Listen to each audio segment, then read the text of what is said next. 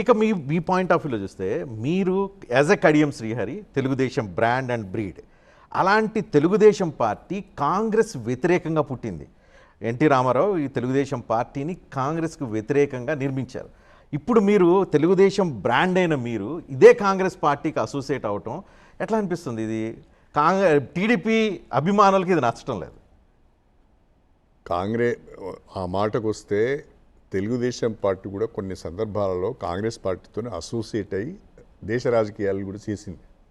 బహుశా నేను ఆ చరిత్రలోకి వెళ్ళవలసిన అవసరం లేదు. 2018లో తెలంగాణలో కూడా కలిసి పోటీ చేశారు. అందుకని మారుతున్న రాజకీయ పరిస్థితులను అనుగుణంగా ఆయా రాజకీయ పార్టీలు కొన్ని నిర్ణయాలు తీసుకుంటాయి. వాస్తవంగా మాకు ఎన్టీ రామారావు గారు రాజకీయ భిక్ష పెట్టారు, రాజకీయ అవకాశాలు కల్పించారు. ఎన్టీ రామారావు గారు పోయిన తర్వాత తెలుగుదేశంలో బాబు గారితో మేము ర్యాలీ అయినాం. తెలంగాణ సమస్య వచ్చినప్పుడు తెలుగుదేశం పార్టీని తెలంగాణ ప్రజలు పూర్తిగా నమ్మడం లేదనే ఉద్దేశంతో తెలంగాణ ప్రజల పక్షాన ఉండాలి, తెలంగాణ ఉద్యమంలో ఉండాలని చెప్పి 2013 మేలో నేను తెలుగుదేశం పార్టీ నుంచి ఆనాడు టీఆర్ఎస్లో చేరాను. నేను టీఆర్ఎస్లో చేరిన రోజున తెలంగాణ వస్తుందో రాదో తెలియదు.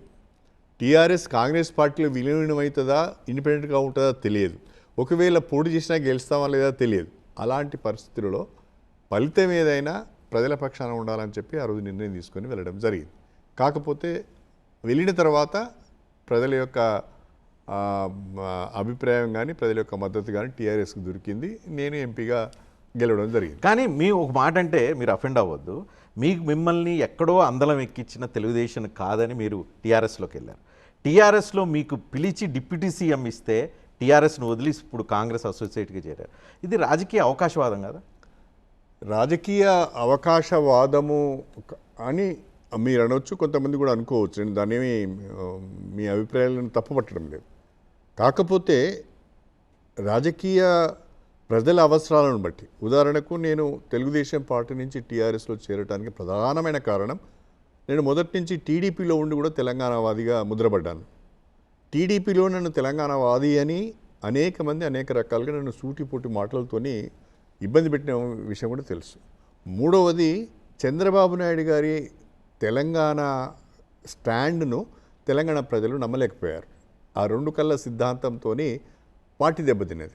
ఈ రోజు వరకు కూడా తెలుగుదేశం పార్టీ తెలంగాణలో కోలుకోలేకపోతున్నది. కారణం ఏంటి అంటే తెలంగాణ పైన తెలుగుదేశం పార్టీకి ఒక స్పష్టమైన విధానం లేకపోవడం వలన దెబ్బతిన్నది. అలాంటి పరిస్థితులలో తెలంగాణ వ్యక్తి అయి ఉండి తెలంగాణ కొరకు కొట్లాడాలనే ఆలోచనలో నేను టీఆర్ఎస్లోకి రావడం జరిగింది. అంతే తప్ప తెలుగుదేశం పార్టీ నాకు అవకాశాలు ఇవ్వలేదని కానీ ఎన్టీఆర్ చంద్రబాబు నాయుడు గారు నన్ను గౌరవించలేదనే మాట నేను ఎన్నడూ మాట్లాడలేదు. వాళ్ళు నాకు ఇవ్వవలసిన దానికంటే ఎక్కువ గౌరవం ఇచ్చారు, నేను కాదనని దాన్ని.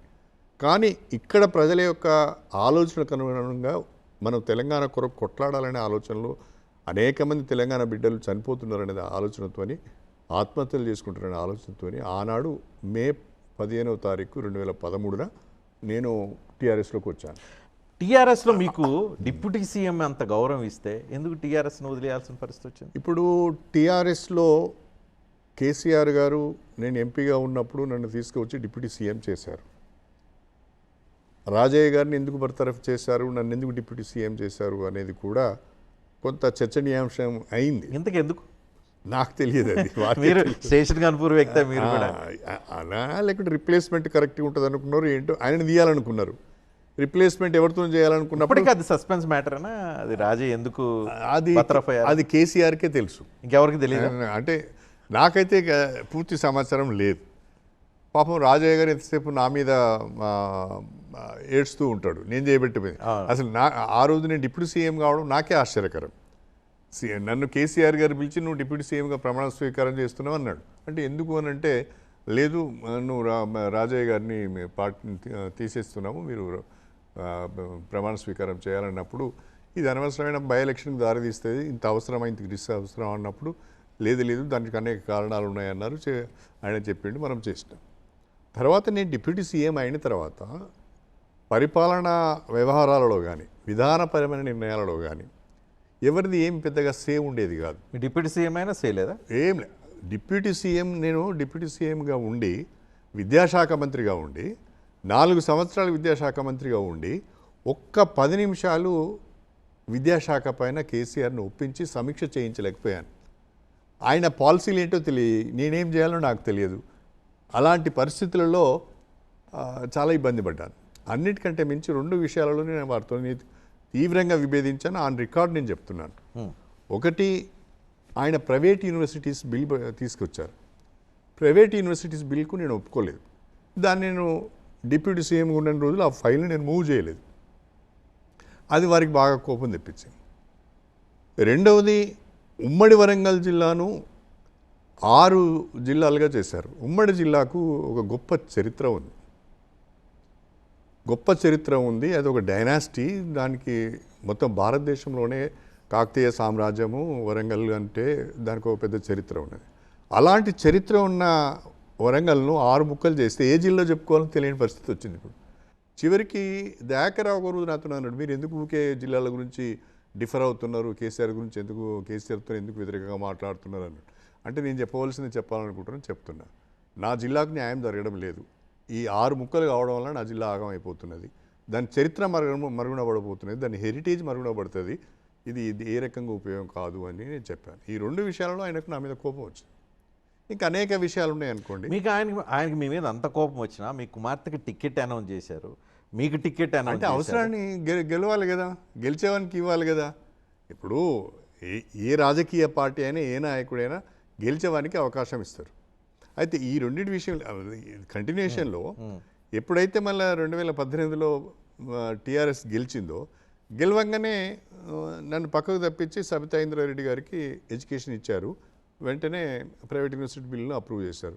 ఎవరికి ఇచ్చారండి private universities? Anurag university Palla Rajeshwara Reddy, Mallareddy university Mallareddy, SR university Varada Reddy, తర్వాత ఇంకోటి కావేరీ సీట్స్ ఆయనది ఏదో ఉంది, భాస్కర్రావు ఒక యూనివర్సిటీ, ఇక్కడ ఒక ఆయన ఉంటాడు సింగ్.